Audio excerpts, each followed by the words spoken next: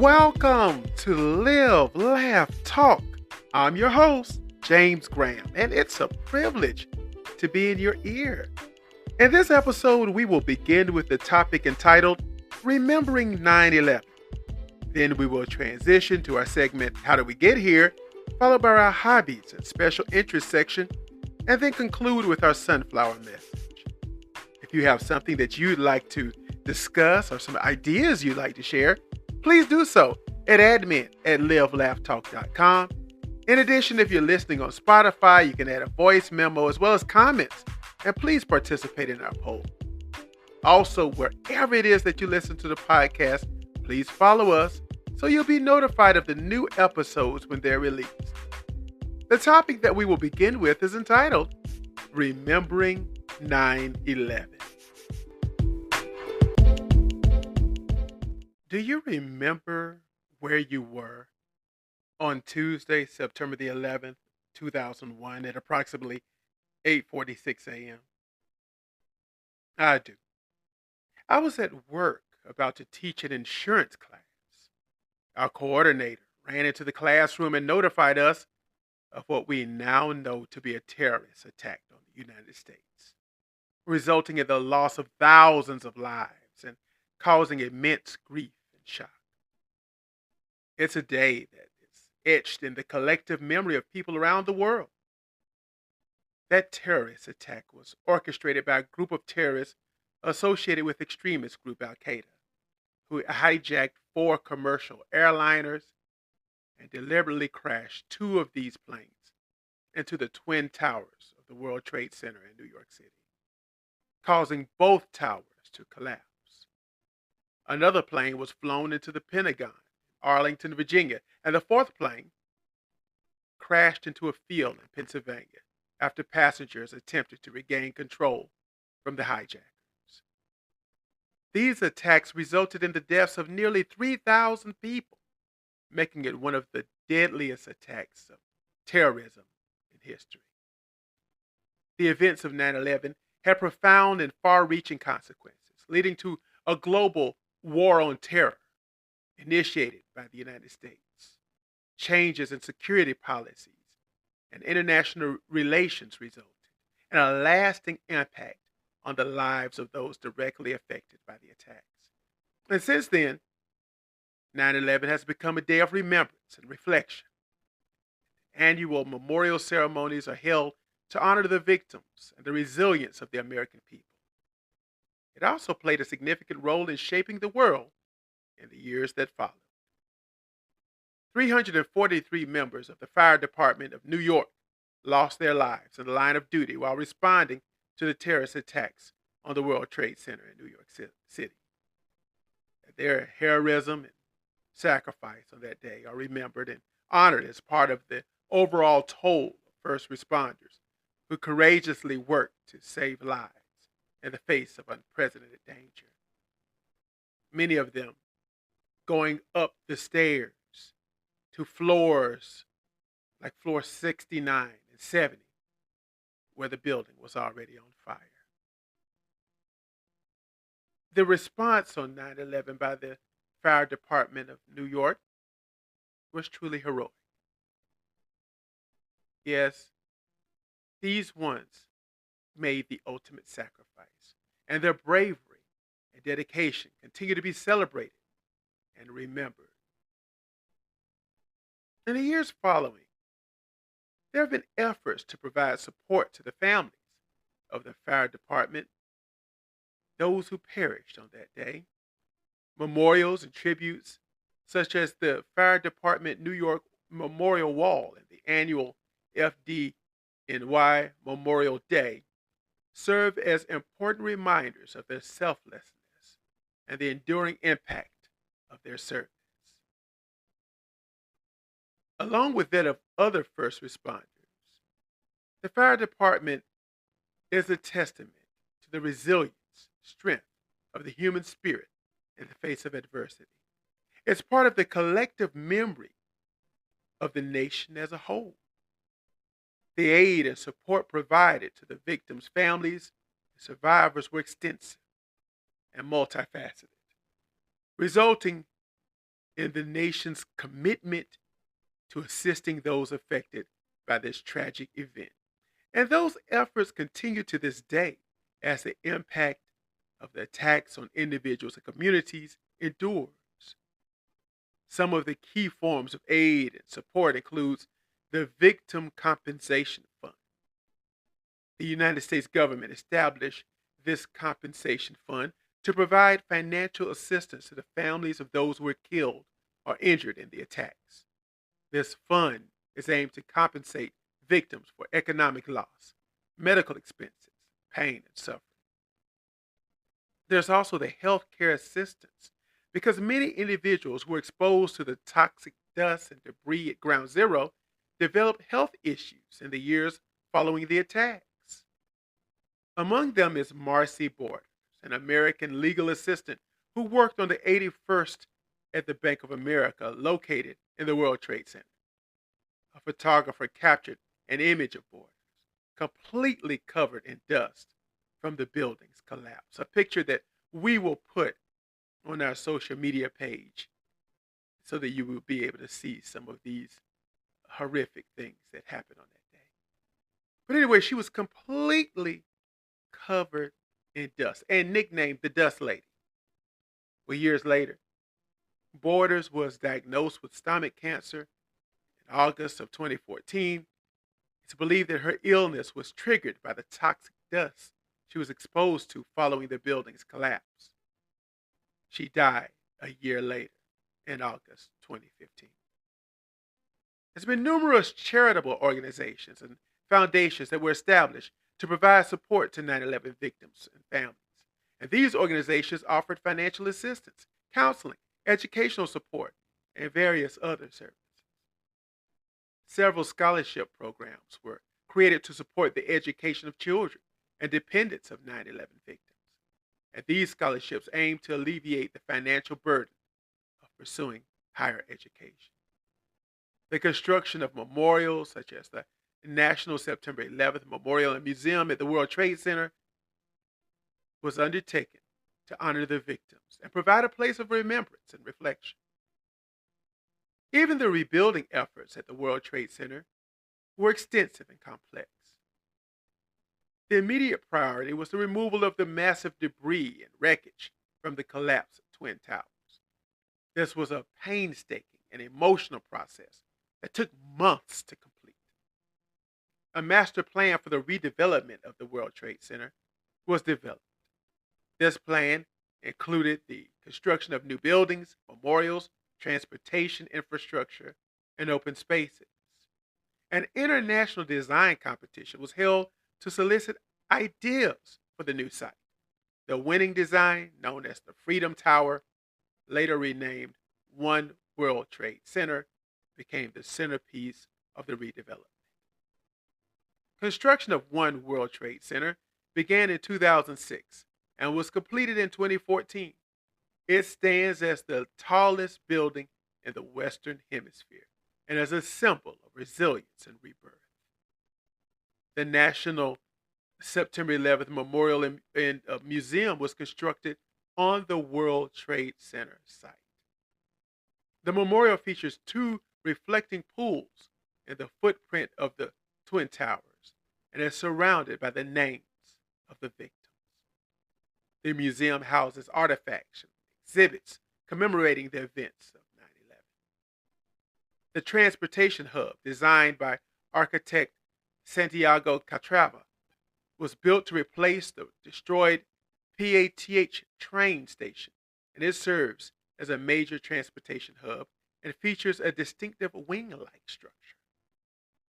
Several other office buildings, including 4 World Trade Center, 3 World Trade Center, and 7 World Trade Center, were constructed as part of the redevelopment efforts. The site also includes open spaces, parks, and plazas, providing a place for reflection and gathering. The rebuilding of the World Trade Center site was a symbol of resilience and determination, and it sought to honor the memory of the victims while revitalizing Lower Manhattan. It was a complex and collaborative effort involving government agencies, architects, construction firms, and the community. And what of the 343 firefighters who lost their lives? There is a memorial dedicated to them in Lower Manhattan. In addition, 60 of the children of those ones who lost their lives are now members of the fire department in New York today. They're following in their parents' courageous footsteps. And some of them were as young as 7 years old when they lost their parents, but they follow in the path of those resilient, dedicated firefighters. In conclusion, as divided as we seem as a people, we came together in a united front, and the buildings were re-erected, and lives were put together in the most effective ways possible. After a day that will forever live in infamy.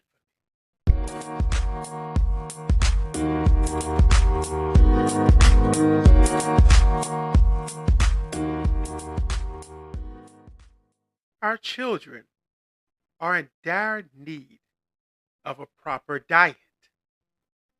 Believe it or not, that although diet quality improved modestly for American children and adolescents from 99 till today, more than half still had poor quality diets. The findings that came through from a test highlight the need to develop and test strategies to improve the eating habits of our children. And we have to worry about childhood nutrition because it's an important foundation for later health issues. Diets early in life can shape food habits into a healthy adult. The U.S. has launched several national programs to improve early nutrition and help reduce childhood obesity. These programs ensure balanced school lunches and encourage low income families to buy more fruits and vegetables. A research team led by doctors at Tufts University studied trends in childhood diet quality from 1999 till today. This work was funded by the National Heart, Lung, and Blood Institute and the American Heart Association. This was data that was collected as part of a national health and nutrition examination survey. Children and their parents were interviewed about daily food choices. Youths ages 12 and older self-reported what they had eaten, while children 6 to 11 were interviewed about their diet with the help of their parent or another adult. Parents or other adults reported food choices for children aged 5 and younger. Previous studies of childhood diets have usually focused only on a few food groups or nutrients or relied on older data. For the current study, the researchers analyzed the daily eating habits of more than 31,000 youths aged 2 to 19. They rated each child's diet as poor, intermediate, or ideal based on dietary scores. Diets were mainly evaluated using the American Health Association's continuous diet score, which reflects consumption of fruits and vegetables, whole grains, fish and shellfish, sugar, sweetened beverages, and sodium. Diets were also evaluated using the secondary score of the American Heart Association, which adds nuts, seeds, and processed meat, along with saturated fat.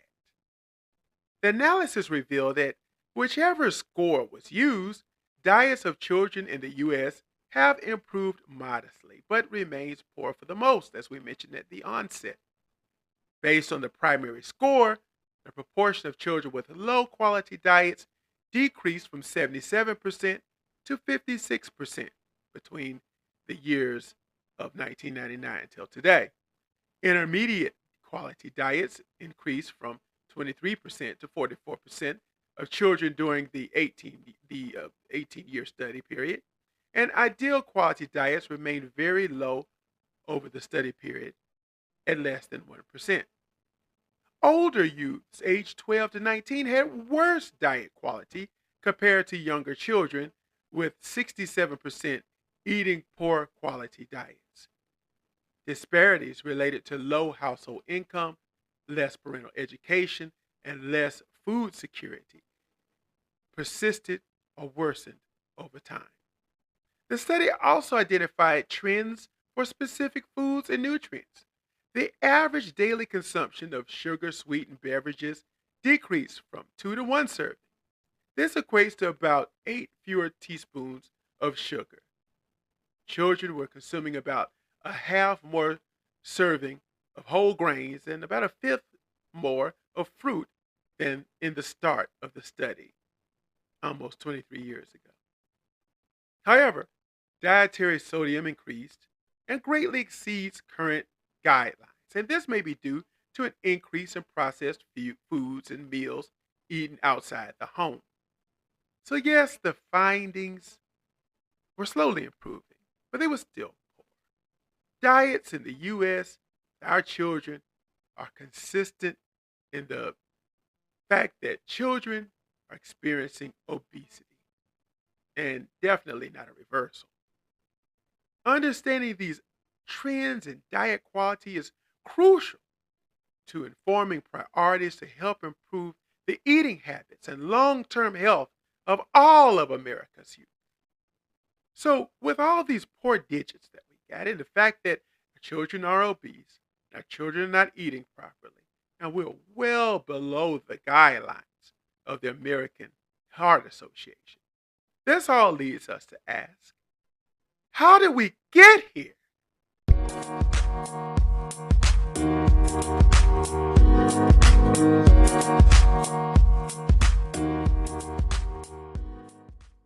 Our hobby or special interest this time will be on fishing.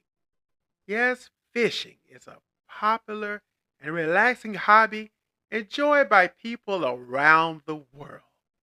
It allows you to connect with nature, unwind, and potentially catch some delicious fish. My dad tried to take me fishing once, and it was only once. I think he gave up on me after that. But fishing is not something that you should just give up on. It's a diverse hobby with various aspects to explore. There are so many different types of fishing, such as freshwater, saltwater, fly fishing, ice fishing, and more. Each offers its own unique challenges and experiences. Choosing the right fishing gear like rods, reels, lines, and bait is crucial. The equipment you need depends on the type of fish you want to catch and where you will be fishing. Learning different fishing techniques like casting, trolling, or fly casting adds depth to your hobby. Each unique has its own set of skills to master. Exploring various fishing spots from lakes and rivers to oceans and remote ponds can be an adventure. Researching local regulations and seasons, though, is essential. You want to make sure that you are in the proper way with your license. Also, that with it, whatever gaming commission out there, that you are doing your part to make sure that you are up to date. Responsible fishing includes respecting catch limits, releasing undersized fish, and minimizing environmental impact.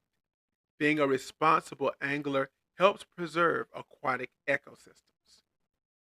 You can also have a sense of community by joining a local fishing club or online forums that connect you with fellow anglers, providing opportunities to learn and share experiences. And if you enjoy cooking, preparing and eating your catch can be a rewarding part of the hobby. There are countless delicious fish recipes to try. Fishing teaches patience as you wait for that elusive bite. It's a great way to relax, unwind, and escape the hustle and bustle of daily life. Fishing offers continuous learning opportunities as well, and you can always improve your skills, try new techniques, and discover more about the fish and their habits. Remember, check the local regulations, obtain any necessary permits, and prioritize the well being of the fish and their habitats. Enjoy your time on the water and the satisfaction of reeling in that big catch.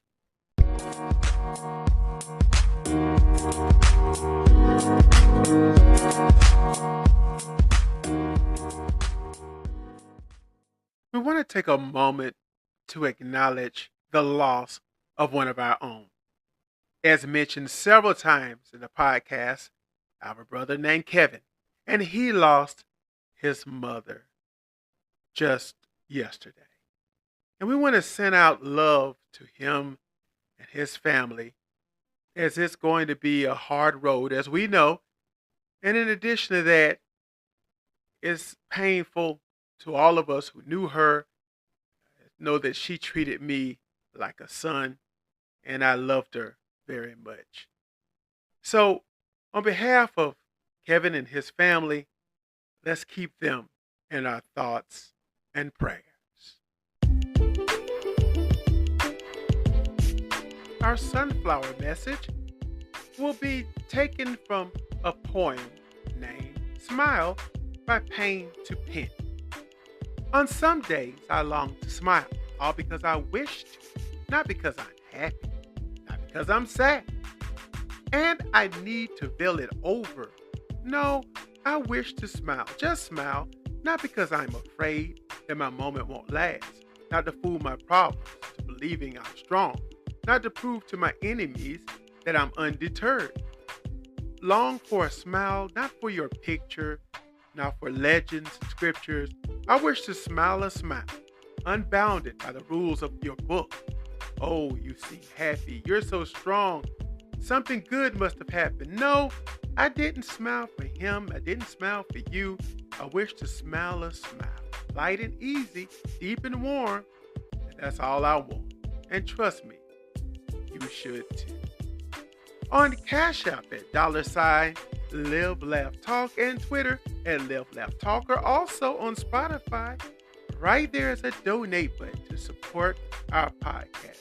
And any and everything is appreciated. Also, remember to rate us a 5 on your podcast platform or whatever that highest rating is, and tell your friends, family, colleagues, peers, and whoever you run into about us. On Etsy.com, make sure that you search for How Did We Get Here, so that you can buy. We have coffee mugs, t-shirts, and tote bags presently, but more is to come.